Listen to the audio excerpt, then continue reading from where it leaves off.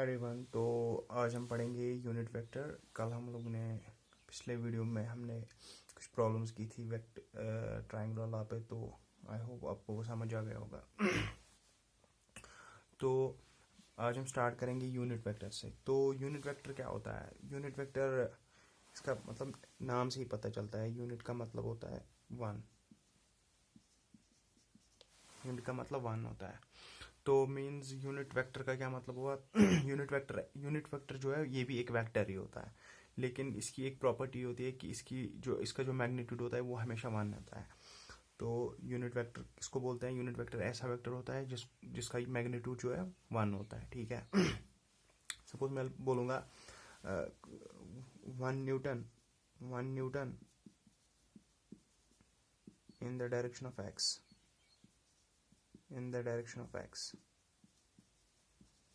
X की direction में मैंने 1 न्यूटन लगाया, तो ये जो है ये एक यूनिट वेक्टर है। अब यूनिट वेक्टर लगता कहाँ पे हमें? यूनिट वेक्टर क्यों हम पढ़ते हैं अलग से? इसका मतलब इसमें खास क्या है इतना जो हम इसको अलग से पढ़ते हैं?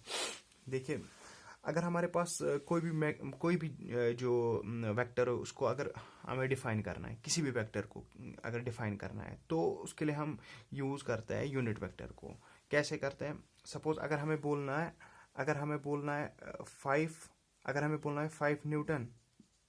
5 न्यूटन लगा रहा हूँ मैं इन द डायरेक्शन ऑफ एक्स। अगर मैं बोल रहा हूँ मेरे को लगाना है 5 Newton in the direction of x, मतलब एक्स में मेरे को 5 न्यूटन लगाने हैं फोर्स। एक्स में मेरे को लगाने हैं 5 न्यूटन। तो यूनिट वेक्टर का क्या काम है यहाँ पे? मैं पहली एक वेक्टर को डिफाइन करूंगा एक्स में, जिसको मैं हमेशा एक्स में डिफाइन करूंगा। एक वेक्टर को डिफाइन करूंगा जो हमें मतलब पहले ही पता चले कि ये एक्स में लग रहा है। उसको बोलते हैं हम सपोज आई कैप। उसको हम नाम रखेंगे आई कैप।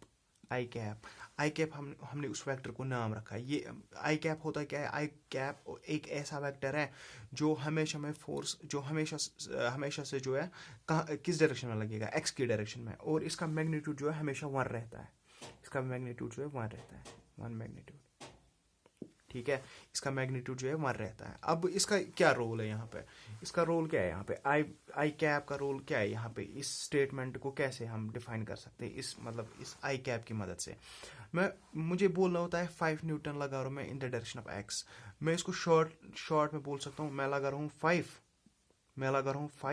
आई कैप। मैं लगा रहा हूँ 5 आई कैप न्यूटन। अब ये स्टेटमेंट जो है ये बराबर है। कैसे बराबर है? देखिए, हमने बोला 5, ये मतलब स्केलर से इसको मल्टीप्लाई है। ये मतलब इससे स्केलर को मल्टीप्लाई, मतलब एक नंबर को है मल्टीप्लाई किसके? आई कैप के साथ। अब यहाँ पे क्या होता है? अगर किसी स्केलर को मतलब किसी वेक्टर को स्केलर से मल्टीप्लाई होता है, तो ये स्केलर है ये मल्टीप्लाई करता है किसको? इसके मैग्नीट्यूड को। अब इसका मैग्नीट्यूड क्या है? इसका मैग्नीट्यूड है 1। ठीक है, आई कैप 5 इंटू 1 क्या होता है? 5 आई कैप मीन्स कितना? 5। 1 को इसने क्या बनाया है? 5 बनाया है, मतलब 5 लग रहा है in the direction of I cap मतलब क्या है? आई कैप है direction of x. I cap इतना ही मतलब, आई कैप का एक ही मतलब है direction of x. 1 in the direction of x. ठीक है, इस तरह से जो है किसी भी वेक्टर को हम यूनिट वेक्टर में जो है लिख सकते हैं। ठीक है, हम ये आई कैप के बाद है और दो भी है जिनको हम बोलते हैं जे कैप और के कैप। ठीक है, ये और यहाँ पे है आई कैप क्या है? आई कैप एक ऐसा यूनिट वेक्टर है जो किस डायरेक्शन में है? एक्स की डायरेक्शन में। ठीक है, और जे कैप ऐसा यूनिट वेक्टर है जो किस डायरेक्शन में होता है? वाई की डायरेक्शन में। और के कैप किस डायरेक्शन में होता है? जेड की डायरेक्शन में जो है ये होता है। ठीक है, तो अगर हमें किसी भी डायरेक्शन में कुछ भी बोलना है, कोई भी वेक्टर अगर डिफाइन कर रहे हैं, तो यूनिट वेक्टर से जो है कर सकते हैं। यूनिट वेक्टर क्या करता है? यूनिट वेक्टर उसको डायरेक्शन देता है, बाकी उसका कुछ भी काम नहीं है। मैग्नीट्यूड में कुछ भी जो है कम या ज्यादा नहीं करता है। तो ये यूनिट वेक्टर का एक ही काम है कि ये इसको डायरेक्शन जो है प्रोवाइड करता है। ठीक है, मतलब ऐसे जो स्टेटमेंट है, ये स्टेटमेंट और ये स्टेटमेंट एक ही है। ये स्टेटमेंट और ये स्टेटमेंट जो है ये एक ही है। अब ये जो है इसे शॉर्ट होता है 5 आई, वरना बोलना होता 5 न्यूटन। 5 न्यूटन क्या मतलब है? 5 न्यूटन इसे डायरेक्शन का पता ही नहीं चलता है, डायरेक्शन कहाँ पे है। 5 न्यूटन है, 5 मीन्स मैग्नीट्यूड है, 5 न्यूटन मीन्स किस डायरेक्शन में लग रहा है वो पता ही नहीं है, वो लगेगा इससे पता। इन द डायरेक्शन ऑफ एक्स, अब इस इन द डायरेक्शन ऑफ एक्स ये कुछ ज़्यादा ही लंबा हो रहा है, तो इसको कम करने के लिए हमने यूनिट वेक्टर को जो है इस्तेमाल किया है, ठीक है। इसके लिए हमने बोला है 5i, ठीक है। इसके लिए बोला हमने 5i cap, 5i cap, 5i cap means it is 5 Newton in the direction of x, ठीक है। 5 न्यूटन है, मल्टीप्लाई किया इसको आई कैप के साथ। अब आई कैप से क्या हुआ, आई कैप से इसको डायरेक्शन मिल गई, और मैग्नीट्यूड में कुछ भी फर्क नहीं पड़ा, क्योंकि 5 है, इसका 5 से मल्टीप्लाई किसको, यहाँ से 1 है, यहाँ से इसका मैग्नीट्यूड 1 है, तो 5 1 5, ठीक है।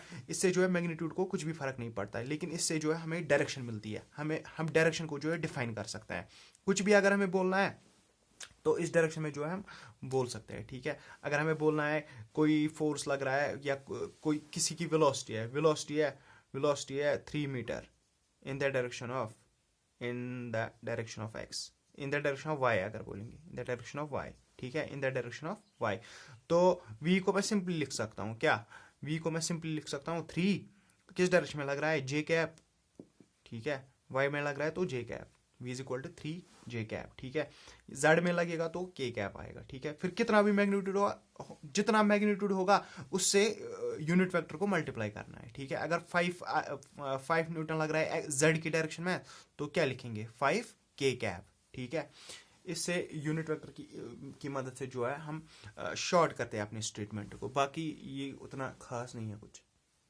अब हम पढ़ेंगे रेजोल्यूशन ऑफ वेक्टर्स, ठीक है। रेजोल्यूशन मीन्स रिजॉल्व करना, ठीक है, तोड़ना किसी चीज को, ठीक है। अब रेजोल्यूशन ऑफ वेक्टर्स का क्या मतलब है, मतलब वेक्टर को जो है तोड़ना, वेक्टर को जो है हम तोड़ते हैं, ठीक है।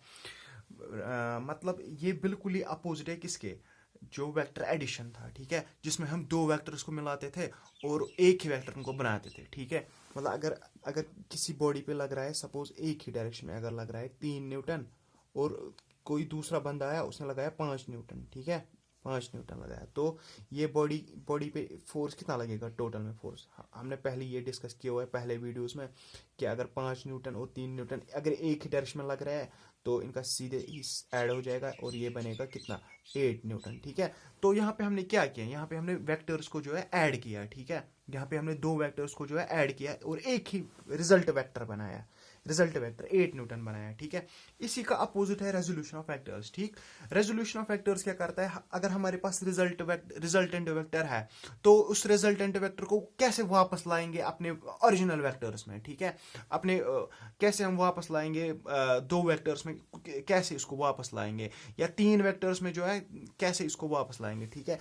ये जो है ये हम यहाँ पे पढ़ेंगे, ठीक। तो इसके लिए क्या हम करते हैं, इसके लिए हम क्या करते हैं, इसके लिए हम पहले कोऑर्डिनेट सिस्टम लेते हैं, ठीक है, X Y Z coordinate system, ठीक। ये एक्स एक्सीज है, ये वाई एक्सीज है, और जे एक्सीज ये जी एक्सीज जो है वो हम बाद में भी इसको ऐड करेंगे, फिलहाल हम दो पे कॉन्सेंट्रेट करेंगे, ठीक है। तो अगर मैं बोलूँगा सपोज मेरे को एक फोर्स लग रहा है, या मेरे को एक वेलोसिटी है 3 मीटर वेलोसिटी, 3 मीटर पर सेकंड जो है वेलोसिटी जो है 3 मीटर पर सेकंड है, ठीक है। लेकिन ये वेलोसिटी की डायरेक्शन में बोल रहा हूँ, ये वेलोसिटी की डायरेक्शन क्या है, मेकिंग 30 डिग्री, सपोज मानिए मेकिंग 30 डिग्रीज टू एक्स। तो किसी की वेलोसिटी है 3 मीटर पर सेकंड, किसी की वेलोसिटी है 3 मीटर पर सेकंड, लेकिन कितना एंगल बना रही है, 30 एंगल बना रही है, ठीक है, 30 एंगल बना रही है, किसके साथ, एक्स के साथ 30 डिग्रीज एंगल बना रही है, ठीक है। ये वो वेलोसिटी है 3 मीटर, किसी चीज की वेलोसिटी या किसी बंदे की वेलोसिटी कुछ भी, या किसी गाड़ी की वेलोसिटी मानिए ये 3 मीटर पर सेकंड है, 3 मीटर पर सेकंड है, और इसकी डायरेक्शन क्या है 30 degrees to X, 30 degrees to X, ठीक है। तो हम यहाँ पे मान सकते हैं कि ये एक रिजल्ट है, ठीक है, ये एक रिजल्टेंट वेलोसिटी है। हम यहाँ पे इसको रिजोल्व भी कर सकते हैं, रिजोल्व मीन्स हम यहाँ पे मान सकते हैं कि इसकी दो वेलोसिटीज है, ये दो वेलोसिटी से बना हुआ है, हम ये मान सकते हैं कि ये जो इसकी नेट वेलोसिटी 3 मीटर पर सेकंड अभी है, तो ये दो चीजों से जो है बनी है, ठीक है, ये दो चीजों से जो है बनी है। ये एक्स की डायरेक्शन में एक वेलोसिटी थी, और हम मान सकते हैं कि ये एक्स की डायरेक्शन में एक वेलोसिटी थी और वाई की डायरेक्शन में जो है एक और वेलोसिटी थी, और उन दोनों का जो रिजल्ट है वो बन के आया 3 मीटर पर सेकेंड। ठीक है, वो बन के आया 3 मीटर पर सेकेंड। तो ये जो वेलोसिटी है, हम मान सकते हैं कि ये एक्स वाली वेलोसिटी और वाई वाली वेलोसिटी जो है, इन दोनों का रिजल्ट है, मान सकते हैं। ठीक है, तो अब अगर कोई बोलेगा कि ये जो 3 मीटर पर सेकंड है, इसको ओरिजिनल वेलोसिटीज में मुझे करके दो, मतलब एक्स में कितनी वेलोसिटी थी और वाई में कितनी वेलोसिटी थी, और उन दोनों को फिर ऐड किया गया, वो वाली वेलोसिटी जो है ये वेलोसिटी बन के आई है। ठीक है, अगर हमें ओरिजिनल, ये मतलब ये नहीं होता है ओरिजिनल, लेकिन हम मान सकते हैं कि ये वाली वेलोसिटी जो है दो वेलोसिटी से जो है बनी है, एक्स में कुछ वेलोसिटी थी और वाई में कुछ वेलोसिटी थी, और उन दोनों का रिजल्ट जो है बन के आया है 3 मीटर पर सेकंड। ठीक है, उसको बोलते हैं ब्रेक करना, उसको बोलते हैं रेजोल्यूशन करना। ठीक है, उसको बोलते हैं रिजोल्व करना वेक्टर्स का। वेक्टर्स को जो है एक वेक्टर को जो है एक से ज्यादा वेक्टर्स में जो है रिजोल्व करते हैं। ठीक है, तो वो हम कैसे करते हैं? ठीक, उसके लिए जो है हम मानेंगे कोई वेक्टर है। ठीक है, अगर यहाँ पे वेक्टर है, वेक्टर ए वेक्टर है। ठीक है, ये जो है ए वेक्टर है। ठीक, ए वेक्टर है और ये एक्स एक्सीज है, वाई एक्सीज है। ठीक है, ये एक्स एक्सीज है, ये वाई एक्सीज है। मतलब एक्स एक्सीज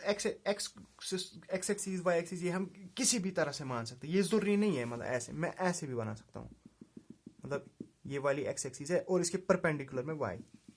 ठीक है, तो कोऑर्डिनेट सिस्टम जो है ये जरूरी नहीं है कि किस तरह मैं बनाऊं, ये मैं किसी भी तरह, इसको मैं एंगल से जो है मोड़ भी सकता हूं। ठीक है, ये कोऑर्डिनेट सिस्टम किसी भी तरह से जो है बना सकते हैं। ठीक है, चले फिलहाल मैंने ऐसे माना है। ठीक, एक्स एक्सीज है, ये एक वाई एक्सीज है, लेकिन एक्स एक्सीज और वाई एक्सीज जो है आपस में परपेंडिकुलर होती है, ये पता होना चाहिए। ठीक है, ये आपस में जो है 90 डिग्रीज पे होती है। ठीक, अब ए कोई वेक्टर है। ठीक है, ये एक वेक्टर है, इसको हमें दो वेक्टर्स में जो है रिजोल्व करना है, हमें इसको दो वेक्टर्स में जो है ब्रेक करना है। ठीक, उसके लिए हम मानेंगे ये जो ए वाला वेक्टर है, ये कुछ एंगल बना रहा है एक्स से कुछ एंगल बना रहा है, सपोज थीटा एंगल जो है बना रहा है, हमें नहीं पता कितना है, let that be it's a theta. ठीक है, और ये जो ए है इसका कुछ मैग्नीट्यूड होगा, मतलब ए का कुछ मैग्नीट्यूड होगा ना, तो ए का कुछ मैग्नीट्यूड होगा, उसको मानेंगे सपोज ए है, ए मानेंगे। ठीक है, इसका मतलब होता है मैग्नीट्यूड, मॉड का मतलब होता है मैग्नीट्यूड, इसका कितना मैग्नीट्यूड है। ठीक है, इसका मैग्नीट्यूड मानेंगे ए है। ठीक है,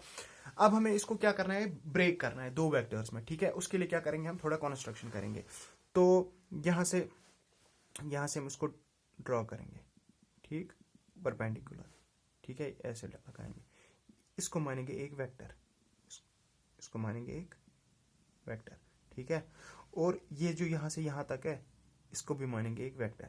ठीक है, अगर आप ध्यान से देखोगे ना, तो यहाँ पे हमें 3 वेक्टर जो है मिले हैं, ये वाला एक वेक्टर है और ये वाला एक वेक्टर है और ये अपना वेक्टर है। ठीक है, अब अगर हम देखेंगे, ये एक ट्राइंगल फॉर्म हो रहा है, tail to tip, it's tail to tip and it's tip to tail. ठीक है, तो हम मान सकते हैं कि इन दोनों का रिजल्ट ये है। ठीक है, तो ट्राइंगुलर लॉ में हमने क्या पढ़ा था, वहां पे हमने पढ़ा था कि अगर हमारे पास दो वेक्टर्स है, उनको हम रिजल्ट बनाते हैं। ठीक है, एक ही वेक्टर बनाते हैं। यहां पे हमें क्या करना है, रिजल्ट दे के हुआ है। ठीक है, हमें रिजल्टेंट वेक्टर वहीं से दे के हुआ है, लेकिन हमें उसको दो वेक्टर्स में जो है ब्रेक करना है। ठीक है, कैसे कर सकते हैं ब्रेक? ठीक, अब इसका मैग्नीट्यूड कितना है, अब इसका मैग्नीट्यूड जो है ए है। ठीक है, यहां पे मैं लिखता हूं ए।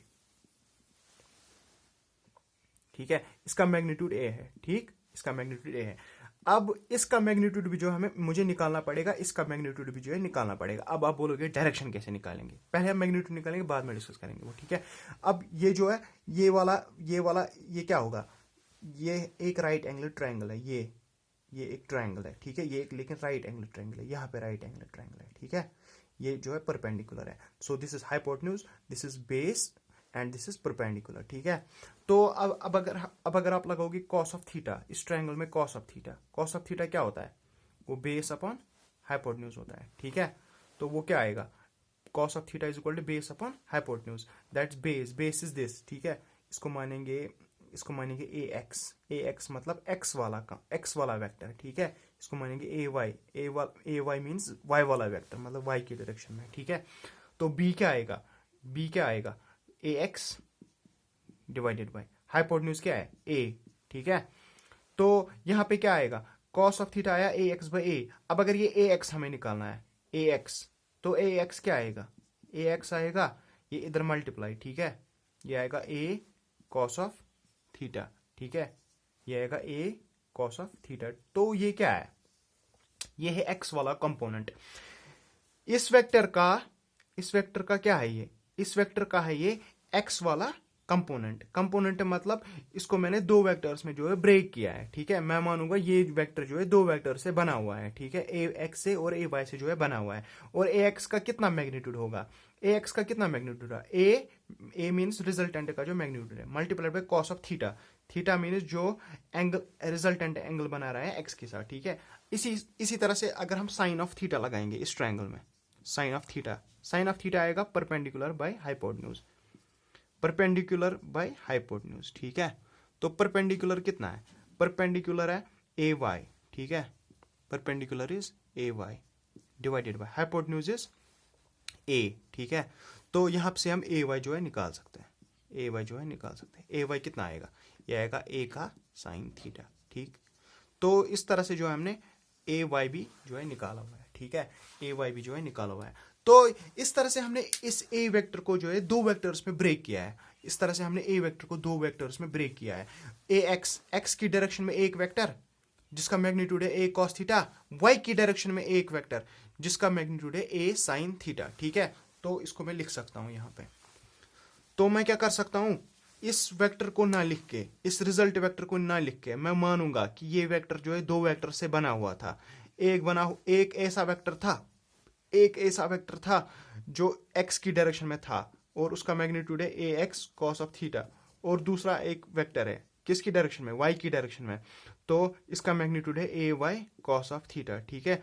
तो ये जो वेक्टर है ये मैं मान सकता हूं कि ये इन दो वेक्टर से जो है बना हुआ था, ठीक है। इस तरह से जो हम ओरिजिनल वेक्टर है, कोई हमारे पास एक वेक्टर है, उसको जो हम दो वेक्टर्स में जो है ब्रेक कर सकते हैं, ठीक, उस तरह से हम दो वेक्टर्स को जो है ब्रेक कर सकते हैं। और अगर हम इन दोनों को वापस ऐड करेंगे ना, एल्जेब्रिकली नहीं, जो वेक्टोरियल ऐड होता है, ठीक है, मतलब वेक्टर अलजेब्रा जो होता है, ठीक है, वो वाला नहीं, वेक्टर सम जो होता है। अगर हम वेक्टर सम से इन दोनों को मिलाएंगे ना, अगर हम इन दोनों को वेक्टर सम से मिलाएंगे तो हम क्या पाएंगे कि हम इन दोनों को ऐड करके ये वेक्टर जो है वापस पा सकते हैं, ठीक है। तो इसका ये मतलब नहीं है कि हमने इसको ब्रेक किया है तो मतलब अपने ही आप कुछ भी नहीं कर सकते। तो ये वाला जो है इन दोनों का अगर रिजल्टेंट निकालेंगे, क्योंकि ये दो वेक्टर्स, अगर रिजल्टेंट निकालेंगे ना तो वो वापस से ए आएगा, ठीक है। तो ए वेक्टर को ब्रेक करेंगे या ब्रेक करके ये हम इंटरचेंज जो है कर सकते हैं, ठीक है।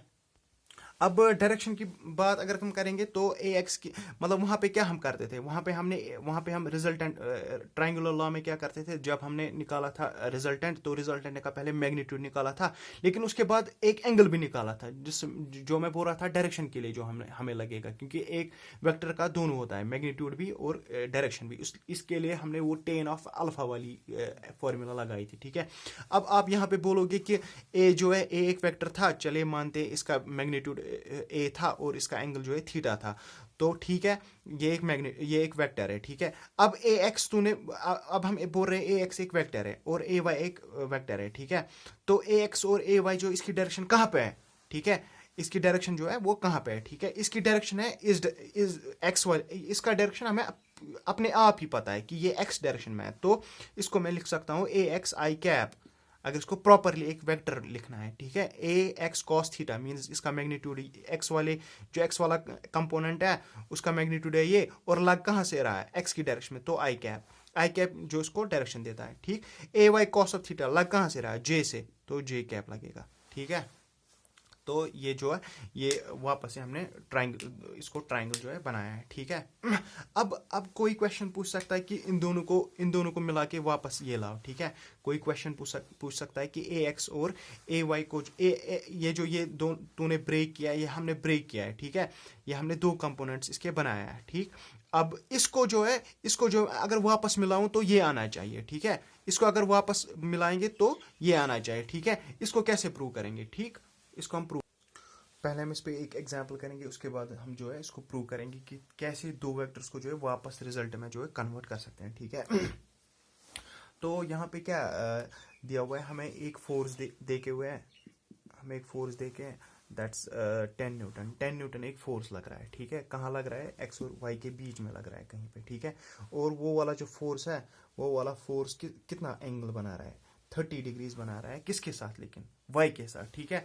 अब यहाँ पे क्या करते हैं, आधे बच्चे क्रैम्प अप करते हैं, ठीक है। ऐसा रट्टा करते हैं कि चलो 30 है तो ये ऐसे करते हैं, ठीक है।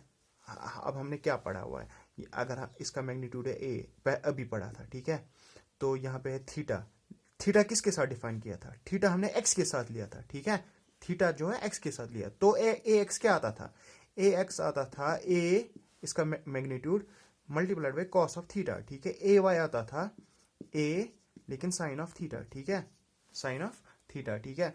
लेकिन अब यहाँ पे क्या है? यहाँ पे एंगल किसके साथ है? एंगल किसके साथ है? एंगल इसके साथ बना रहा है 30, ठीक है। लेकिन आधे बच्चे क्या करेंगे, वो ऐसे ब्लाइंडली करेंगे, ए एक्स लिखेंगे ए कॉस थीटा, ठीक है, ए कॉस थीटा, तो निकालेंगे ऐसी ए कॉस थीटा कितना होता है। लेकिन यहाँ पे उन्होंने मतलब ऐसे लिखेंगे ए का मैग्नीट्यूड है 10, ए का magnitude 10 cos of theta means cos of 30 दे के, ठीक है।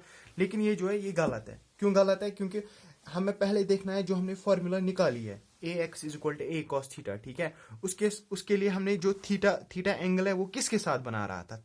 थीटा जो है किसके साथ बना रहा था? थीटा बना रहा था एक्स के साथ, ठीक है। लेकिन यहाँ पे थीटा किसके साथ बना रहा है? यहाँ पे बना रहा है वाई के साथ, ठीक है। तो पहले हमें देखना है कि एक्स के साथ कितना एंगल बना रहा होगा, ठीक है। पहले हमें देखना है कि एक्स के साथ कितना एंगल बना रहा होगा, क्योंकि ये फॉर्मूलाज है ये किसके लिए वैलिड है, ठीक है। यहाँ पे क्रैम्प अप करना ही नहीं है कुछ, यहाँ पे कुछ रट्टा करना ही नहीं है, ठीक है। अगर आपके फंडामेंटल्स क्लियर है तो आप वैसे ही कर सकते हो, ये वाला याद ही नहीं रखना है तुम लोगों को। क्यों, कैसे कर सकते हैं? देखिए, वहां पे हमने ऐसी कंस्ट्रक्शन की थी, यहाँ पे आप ऐसे कंस्ट्रक्शन कर सकते हो, ठीक है। तो अगर आप अब साइन थीटा लगाओगे, साइन थीटा, तो साइन थीटा क्या आएगा? ये वाला कौन सा कंपोनेंट होगा? एक्स की डायरेक्शन में ना, तो ए एक्स आएगा, और ये वाला क्या आएगा? ये ए वाई आएगा, ठीक है। तो साइन थीटा अगर लगाएंगे तो परपेंडिकुलर अपॉन हाइपोटेन्यूज, परपेंडिकुलर क्या है? ए एक्स, ठीक है। हाइपोटेन्यूज क्या है? हाइपोटेन्यूज ये है 10, ठीक है। तो ए एक्स क्या आएगा? 10 का साइन थीटा, ना कि 10 का कॉस थीटा। यहाँ पे कॉस थीटा आ रहा था, क्योंकि थीटा किसके साथ बना रहा था? थीटा एक्स के साथ बना रहा था।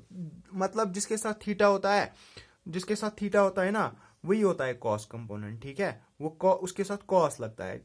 जिसके साथ थीटा नहीं होता है, इसके साथ थीटा नहीं था, तो इसके साथ कौन सा कंपोनेंट लगेगा? तो साइन कंपोनेंट होता है, ये साइन कंपोनेंट होता है, ठीक। तो अब यहाँ पे किसके साथ एंगल बना रहा था? एंगल बना रहा था वाई के साथ। तो जो y वाला होगा वो cos वाला होगा, और जो ए एक्स वाला होगा वो क्या होगा? वो साइन वाला होगा, ठीक है। इसलिए यहाँ पे क्या आया? A x is equal to 10 sine theta, ना कि कॉस थीटा, ठीक है। तो ए एक्स क्या आएगा फिर? 10 sine of theta, sine of theta कितना है? 30, साइन है 30, ठीक है। That is A x is equal to 10 sine 30 कितना आता है? 1/2, 10/2 मीन्स 5 न्यूटन, ठीक है। तो x की डायरेक्शन में कितना लग रहा होगा? 5 न्यूटन, ठीक है। अगर हमने इस 10 न्यूटन को रिजोल्व करना है तो यहां से आएगा कितना 5 न्यूटन, ठीक। अब देखना है y, ठीक है। अब देखना है y कितना आएगा, ठीक। तो ए वाई कितना आएगा? ए वाई कितना आएगा? अब y के साथ एंगल बना रहा है तो कॉस कंपोनेंट यही होगा, ठीक है। ए वाई जो है ये ए का क्या होगा? ये ए का कॉस कंपोनेंट होगा, ठीक है, ना कि साइन कंपोनेंट। जिसके साथ एंगल है उसके साथ कॉस, ठीक। तो ए वाई इज इक्वल टू ए का ए क्या है अभी? 10, मतलब रिजल्टेंट का magnitude 10 cos of theta, that's cos of 30, ठीक। That's 10 into cos 30, that is √3/2, ठीक है। दैट्स √3/2।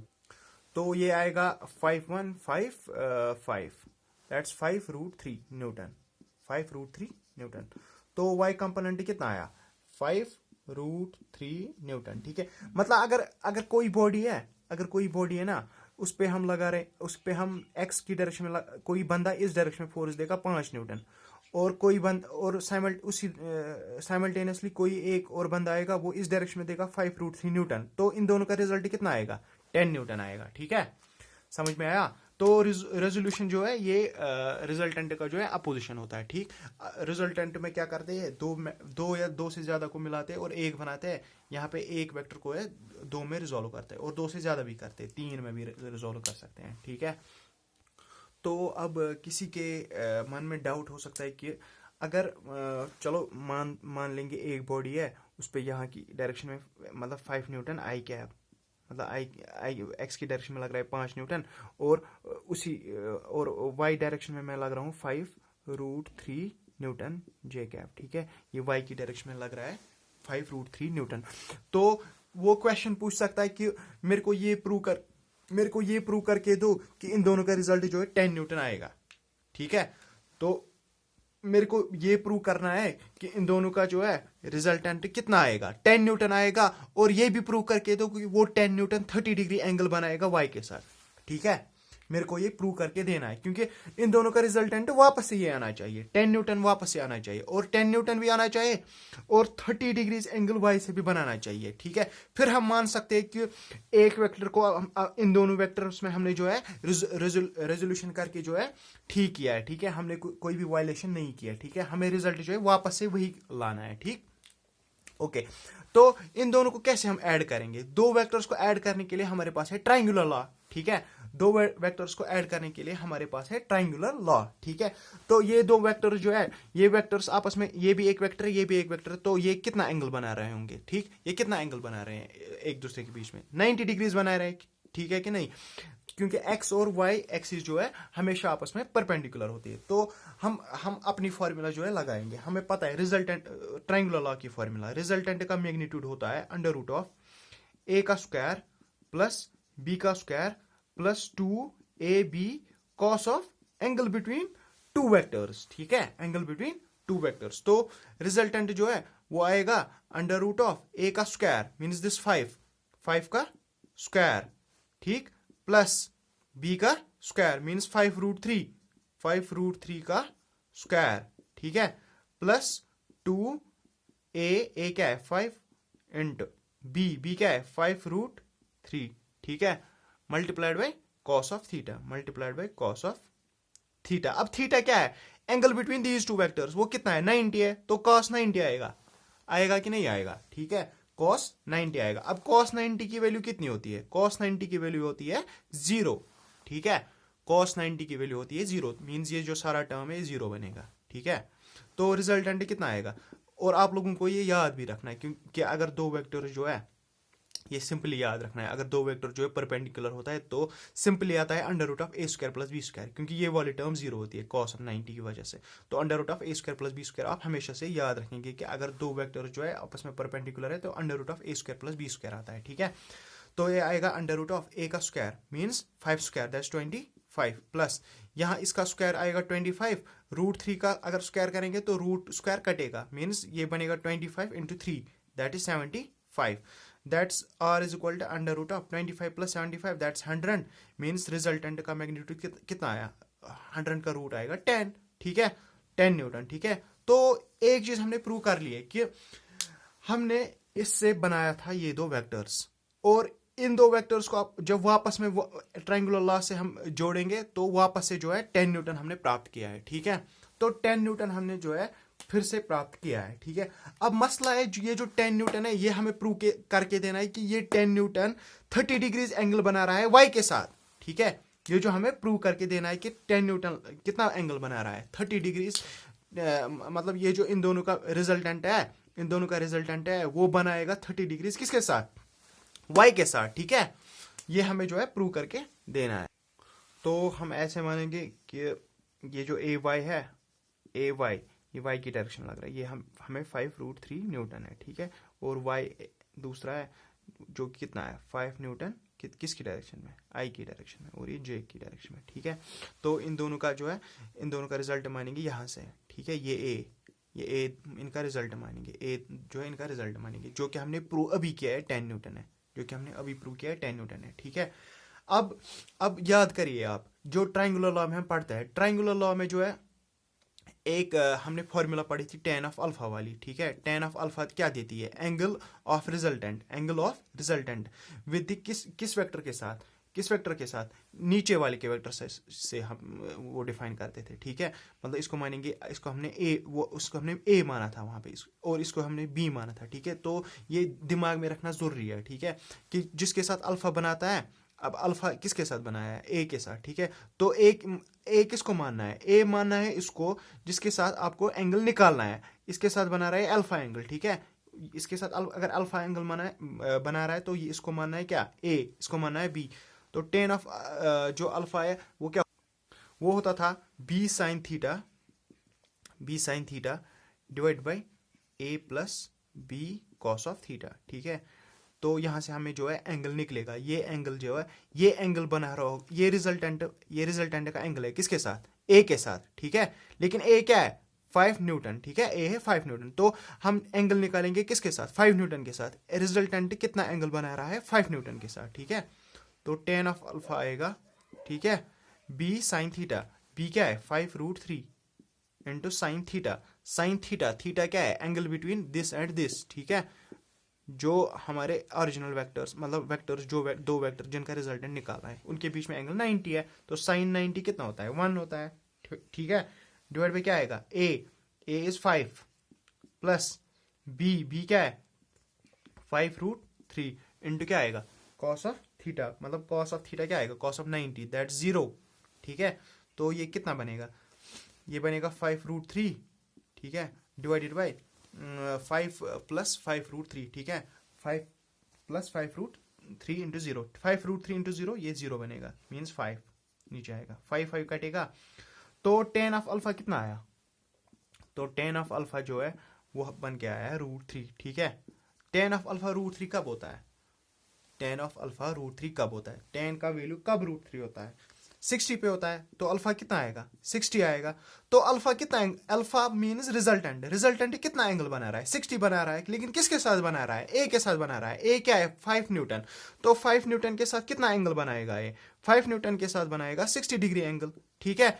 उसको ऑटोमेटिकली मतलब है कि बी के साथ कितना एंगल बनाएगा, 30 डिग्री बनाएगा, क्योंकि टोटल 90 है, ठीक है। तो अगर इसके साथ 60 बना रहा होगा तो इसके साथ कितना बना रहा होगा, 30, ठीक है। तो इस तरह से हमने प्रूव किया है कि रेजोल्यूशन जो है, रेजोल्यूशन हमारी वैलिड है, ठीक है। अगर किसी एक वेक्टर को दो वेक्टर्स में ब्रेक करेंगे तो उनको फिर से वापस हम जोड़ सकते हैं और फिर से अपना रिजल्टेंट वेक्टर जो है हम जो गेन कर सकते हैं, ठीक है। अब इसकी मतलब इससे हमारी कैलकुलेशन जो है इजी होती है इन रेजोल्यूशन करने से, ठीक है। मतलब इनको जो है एक्स और वाई में करने से जो है हमारी कैलकुलेशन आगे इजी हो जाती है, जब हमें बहुत सारे वेक्टर से जो है डील करना होता है, ठीक है। मतलब अगर मैं मान के चलूँ एक जो हमारा ब्लॉक है, इस पर बहुत सारे फोर्सेस लग रहे हैं। सपोज यहाँ से एक फोर्स लग रहा है, मतलब नीचे एक फोर्स लग रहा है, इधर एक फोर्स लग रहा है, ठीक है। तो इनका ट्रायंगुलर लॉ से करना ये थोड़ा डिफिकल्ट हो जाता है, ठीक है। मतलब अगर मैं मान के चलूँ ये थीटा बना रहा है और एक जो अल्फा एंगल बना